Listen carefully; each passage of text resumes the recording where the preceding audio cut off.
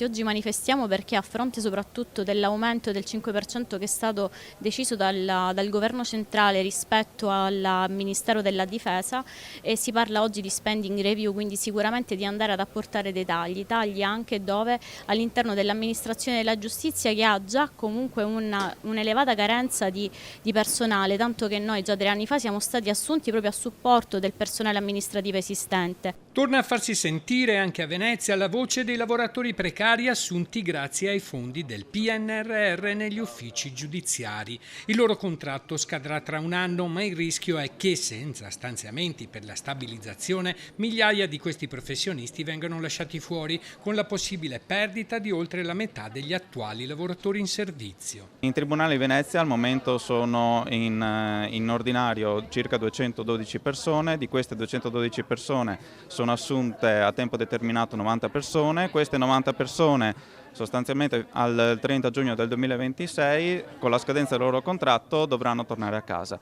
Secondo i dati più recenti si registrano gravi carenze di organico negli uffici giudiziari, cui si sommeranno migliaia di pensionamenti nei prossimi mesi. A livello nazionale le stime parlano di oltre 15.000 posti vacanti nel settore giustizia. I lavoratori chiedono stabilità, dignità e un riconoscimento reale del loro ruolo nel buon funzionamento della macchina giudiziaria. La protesta è un nuovo appello al governo e al Ministero della Giustizia affinché non sprechino competenze acquisite e risorse già investite.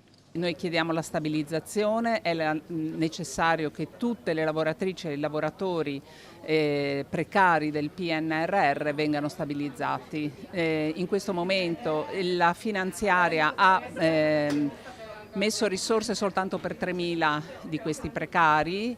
E è chiaro che se questo avverrà il Palazzo della Giustizia non potrà, la giustizia in questo Paese non potrà essere garantita.